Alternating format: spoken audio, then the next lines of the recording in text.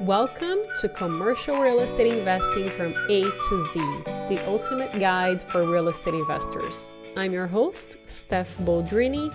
We cover everything you need to know from finding and analyzing properties to financing and managing your investments. Tune in every week for experts' insights and tips so you can make your commercial real estate dreams come true. And in today's episode, I will be talking about the state of commercial real estate in San Francisco, California. I will be giving you my personal insights of what I have seen happen to the city and what I think has led the city to this travesty that is currently happening today. And I'll start with the headlines that are making the news. And all of these headlines came out in the last 1 month. Every single one of them. Here we go. So let's get started with the very first one. A San Francisco office building that was worth $300 million pre-pandemic now is in contract for around $60 million, and that is between 200 to 225 a square foot. The building next door at 550 California is reportedly in contract for $130 a square foot. Lastly, a friend of mine put an offer in an office building about a month ago. Her offer was $75 a square foot, and although she did not get the building, she ended up going to the second round, which means that people are considering $75 a square foot.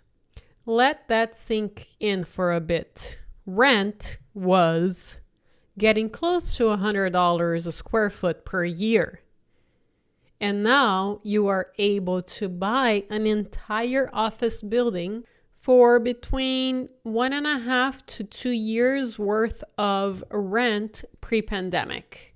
Well, let's start where things started to heat up a bit. The first red flag is that we currently have 33% official office vacancy. And the reality is that the actual number is probably, my guess is that it's around 50 to 60%, because the official vacancy is actual vacant space that is up for lease. The actual vacancy is a different number that I think is close to double of what it is, because there are companies that still have a lease and they have these office spaces that are actually vacant. However, they have a lease and that space is up in the sublease market. So it is available for sublease, and that does not get counted on the official vacancy number. So I think the reality is between 50 and 60% of actual vacancy. It could be more, it could be less. That is my guess. To give you a perspective, vacancy rate pre-pandemic was at an all-time low of around 5%. So going from 5 to 33% is an increase that nobody would have ever imagined or predicted. It's not 100% increase, it's not 200, it's not 300. It's between a 600 and 700% increase. And this, again, is not accounting for the sublease market. Uber announced that they will be leasing out their entire office building in San Francisco. And also Google announced that they will be shedding 1.4 million square feet of office space in Silicon Valley. As we all know, commercial loans are 3, 5, 7-year fixed. A lot of them are coming up. And so they have to refinance at not only double the interest rate, but also they have to refinance when their office building is completely vacant, which nobody will give you financing for that. So operators are returning the keys to the bank, or they are having fire sales, which is what happened with this 350 California Street building. Now, let's move on to the next headline. Nordstrom is closing both of its stores in downtown San Francisco, citing the changing dynamics of the area that hasn't recovered since the pandemic and has been in the spotlight for crime. AT&T just announced that they're closing its flagship store, citing declining customer visits, occupancy, and sales. Cinemark also just decided to permanently close the Century San Francisco Center and XD Theater following a review of local business conditions. This is not to mention the Whole Foods that was open for just 1 year and it announced that it was going to be closing because of safety issues, and also 20 other major retailer closures since the pandemic. Out of those 20, I'll read some of them for you. So not only Nordstrom, but also Saks off Fifth, Anthropologie, Office Depot, Amazon Go, The Real, CB2, Banana Republic, Athleta, The Container Store, Crate & Barrel, Disney, Marshalls, H&M, and Gap. These are all huge stores. I know them. Imagine how many hundreds of thousands, if not millions, of square feet will be available for rent right now in the retail space alone in this city. But who would want to open anything there when criminals can steal whatever they want, or technically up to $950? There are homeless tents in many of these major streets. These people are on drugs, a lot of the times shooting themselves up with needles. Sometimes you're stepping on needles yourself. Sometimes they're using the bathroom right in front of you. Sometimes they come screaming at you. So why and who would want to take up that space for rent, and who would even be successful there to begin with?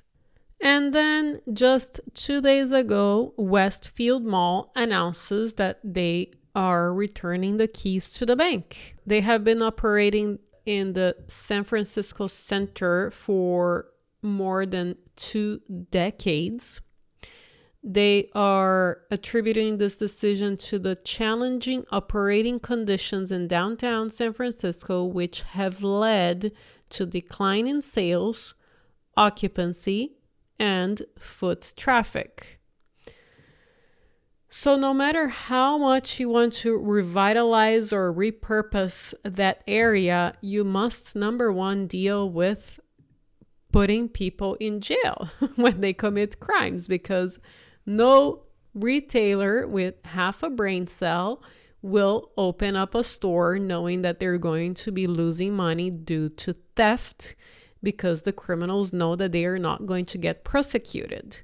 So that is the biggest thing that the city must change right now. The number 2 thing, well, along with that, is, of course, cleaning up the homeless people and putting them in mental institutions or wherever they belong, that they will get help and that they will have job opportunities. That's number 2. It's not rezoning things, which the mayor just announced that they're going to be more lenient on what the usage could be for these office and retail locations. It is really taking care of the place so that people come back to this city. And this leads me to the next set of headlines, which are: the owner of Hilton Union Square, which is one of the largest hotels in the city. It is an actual entire block. They are also the owner of Park 55 Hotel. They announced that they will be stopping payments on their loan and returning the keys to the bank. A few other hotels, such as the Huntington Hotel and Yotel, were also in trouble. They were recently sold in foreclosure auctions.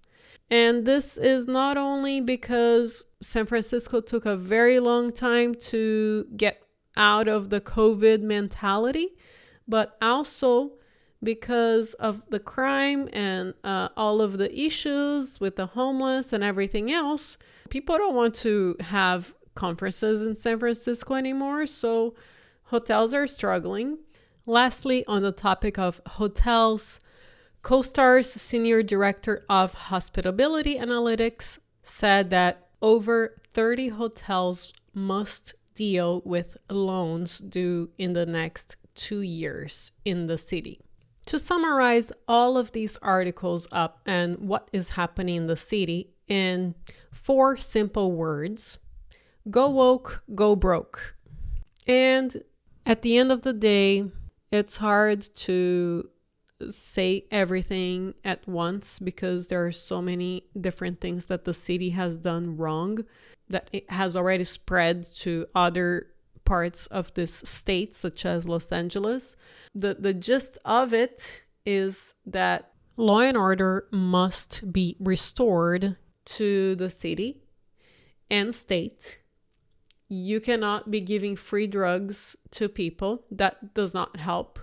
I don't know what helps, and that is not my job. I don't get paid to figure out what happens to homeless people that get into drugs.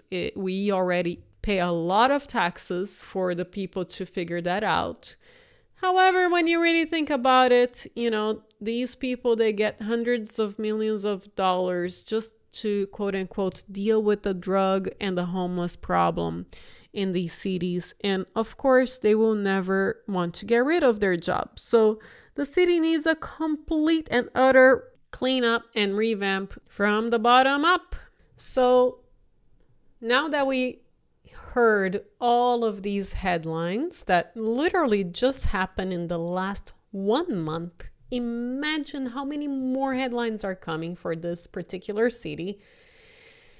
It is heartbreaking for business owners, real estate investors, and actual law-abiding, tax-paying citizens that live in that city, because not only are businesses going down under, but also citizens are leaving the city because there are many other issues with San Francisco that led to its current demise. There is another article that also recently came out showing that cell phone usage data went down by almost 70%, 70. And this accounts for not only the people that were there working, but also people that used to live there and moved somewhere else. Now, what do I think about when I see all of these things happening? To me, this is a once-in-a-lifetime opportunity because I believe that they are going to fix this city at some point, sooner or later. At this point in time, it is finally coming full circle to the politicians because not only are these issues extremely terrible to a city, but also their collection of property taxes has significantly decreased. So now that it is hurting their own pockets, they are, I think, going to start fixing it. So in my opinion, this is a huge opportunity. This is not financial advice. You should consult experts. However, I personally think that it will be a fantastic time to buy in San Francisco. I think that date will be in about a year because there's just a ton of square footage that still needs to be leased up. And also, companies are starting to ask their employees to come back to the office. Facebook just mandated 3 days in the office starting in September. Other companies like Salesforce have shared that the analysis shows that people in the office are more productive than when they are working from home. And also, I am seeing some startups and some venture capitalists start telling people that people are indeed more productive in the office and that startups are asking employees to come back in person. So it's going to be a little slow process for all of that. However, I asked two very successful, extremely successful people, and they think that even better prices will happen towards the end of this year, 2023, and beginning of 2024. So is it risky? Of course it is risky. It's a huge risk. However, high risk, high reward. And in this case, high risk, even higher reward. So let's say there's a chance to lose on this $60 million office. However, if it comes back up in the next, let's say 5 years, it will not only go back to the 300 million that it was worth before, I think, it could potentially be back even higher than that. So someone may lose that 60 million. However, they can potentially make another 250 5 years from now. So the risk here is, of course, the purchase price, property tax, insurance, and maintenance until brighter days arise. So put that in a scale. I wouldn't worry about picking the perfect timing to buy because this is just like stocks. Very few people purchase at the perfect exact timing or sell at the perfect exact timing. However, if you are on the positive, of course, that small percentage wouldn't make a huge difference compared to the upside that people could get. So all of these article links will be under show notes. I will be on the lookout for the ones that are inevitably coming up now and in the next several months. I will be putting the slide that shows all of these articles in one slide on my Twitter, and the handle for that is at StephBold, STEFFBOLD. My Twitter link will also be under show notes. I hope this was helpful to all of you. I believe there is hope for this city. I don't know how soon things will turn around. It seems like the mayor understands all of the problems. The real problem are the district supervisors that apparently have a whole lot of power. It is a beautiful city, and I believe that there is hope for it. Thank you for listening, and I will see you next time.